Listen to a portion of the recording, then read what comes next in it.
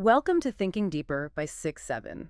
We often think we have to choose between, science and faith, or between Freud and God.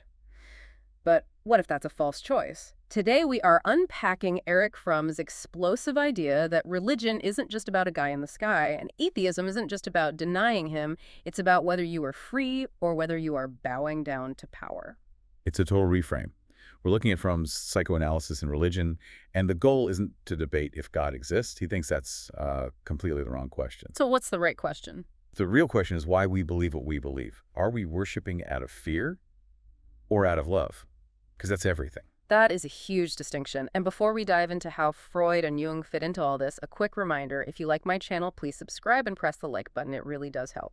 Okay, so let's set the stage. The classic battle lines are usually, Freud is the enemy of religion and Jung is the friend. Is it that simple? Not at all. And this is where Fromm immediately flips the script. He actually argues that Freud, the famous atheist, was the more ethically religious of the two. Wait, what? Freud? The guy who called religion a collective neurosis, basically childhood fantasy. How is he the hero here? It's all about the motive. You have to look at why he attacked it. Fromm says Freud saw religion as keeping humanity in a childish state. We feel helpless against nature, so we project this big father figure in the sky to protect us. And Freud's goal was for us to grow up. Exactly. He wanted us to leave the father's house, face reality, and use our own reason. He opposes religion, but he does it in the name of ethics, in the name of truth and human independence.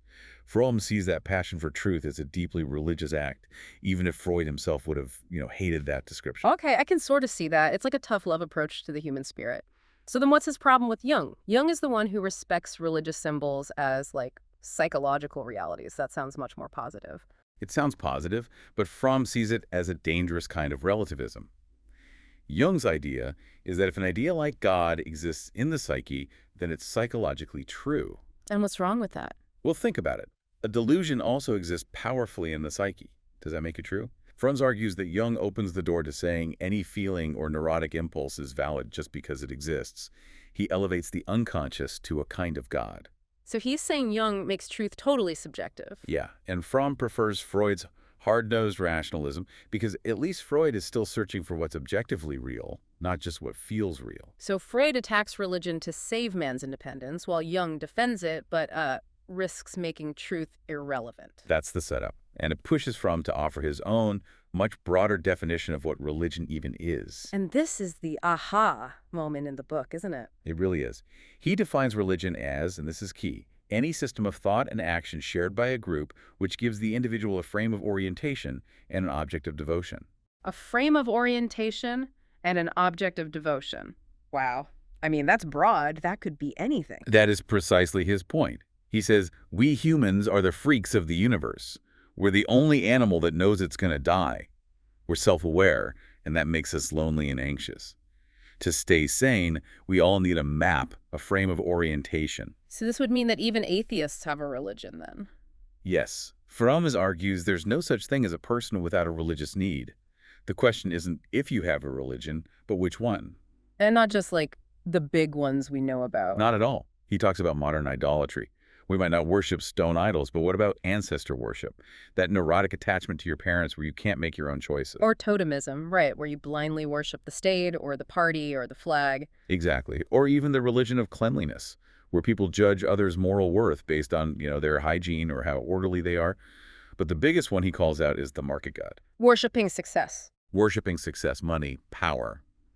He says this is our actual functional religion in the West. We might call ourselves Christian or Jewish, but our real object of devotion, Monday through Friday, is the market. So if everyone is religious in some way, how do we tell the good from the bad? This is where he gets into the core conflict, right? This is the absolute core of the book. The real divide isn't between theism and atheism.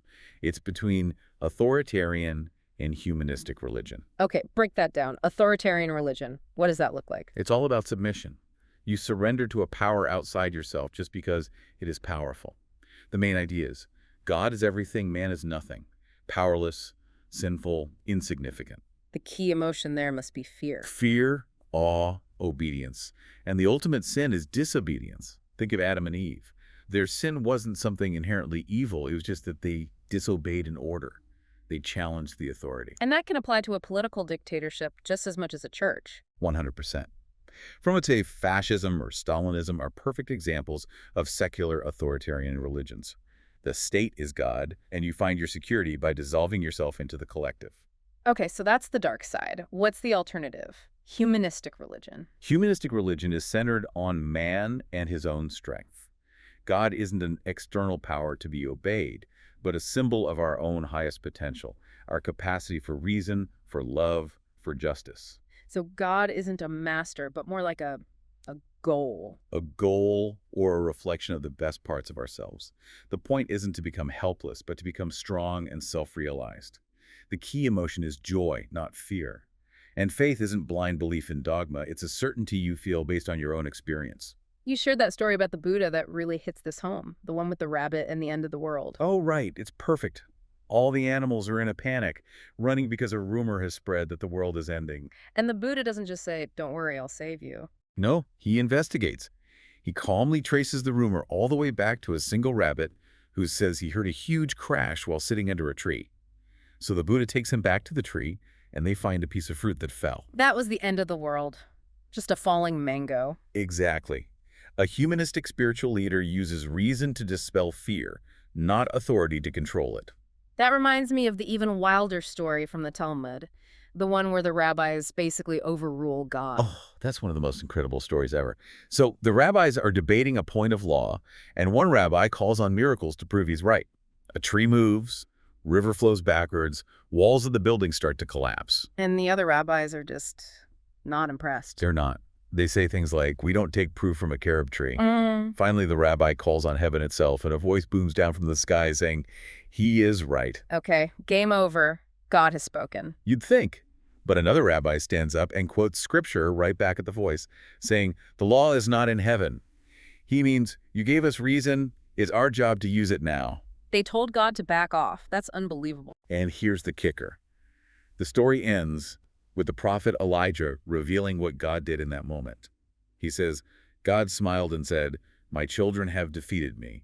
My children have defeated me.'" Wow. That's a father being proud that his kids have finally grown up and can think for themselves. That is the absolute essence of humanistic religion. God wants partners, not slaves. So bringing this to the modern day, where does a psychoanalyst fit into this? Fromm calls them the physician of the soul. Right, because he sees therapy as a potentially religious function, but he draws a line between what he calls adjustment therapy and a true cure of the soul. Adjustment therapy sounds like just fitting in. It is. It's helping a patient become a happy, productive cog in a sick society. Fromm hated this. He argued for a cure of the soul, which means helping a person find their integrity, their true self, their ability to love, even if that makes them a misfit in society. He talks about that successful businessman who drinks all the time. Yeah, and Fromm says the drinking is the only healthy thing about him. How can that be healthy? Because it's a protest. His soul is screaming that the life of worshiping money and success is empty and loveless. The neurosis is a sign that his humanity is still fighting back.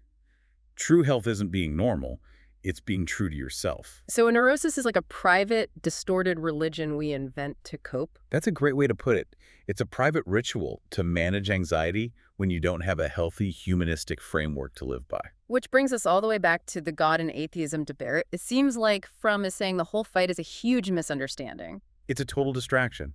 He says the real enemy of religion isn't science or atheism, it is idolatry, worshiping things. And that's something a religious person can do just as easily as an atheist. More easily sometimes. You can go to church every Sunday, but if Yeah. your real object of devotion is your nation or your bank account or your political party, you are an idolater. You are practicing bad authoritarian religion. And on the flip side, an atheist who lives for truth and love Is actually living a deeply religious life in the humanistic sense. They're closer to the spirit of the prophets than the person who just blindly follows dogma. He even uses the name of God to prove this point, with Moses at the burning bush. The I am concept, Yep. it's brilliant. Moses asks for God's name, and the answer isn't a noun like Baal or Zeus, it's a verb. I am becoming what I am becoming. God is a process, not a thing. Exactly. You can't own a process. You can't put a process in a box and say, mine is better than yours. The moment you define God as a thing you possess, you've turned God into an idol. So to deny an idol, To be an atheist towards a tyrannical false god, that's actually a step towards true religion. It's the most religious act you can perform. You have to smash the idols before you can experience reality. So to wrap this all up, it's not about the label you wear. It's not Christian versus atheist. Not at all. It's about whether your personal system of meaning, whatever you want to call it, makes you small and fearful or large and loving. Does it shrink you into obedience, or does it expand you into your full potential? Are you growing or are you bowing? That seems to be the ultimate question. I think that's it. And maybe a final thought to leave with is this. We look at ancient people worshiping a golden calf, and we feel so superior. We think we're beyond that. But are we? If we worship the machine, if we worship the market, if we sacrifice our own judgment to the opinions of the crowd, are we any different? Maybe the most religious act you can take today is to stop worshiping power in all its forms and start trusting your own capacity to reason and to love. Stop worshiping power. Start trusting your capacity to love. I think that is the perfect place to leave it. Thank you for thinking deeper with us. It is a pleasure. If you enjoyed this deep dive, you know what to do. Think deeper, everyone. We'll see you next time.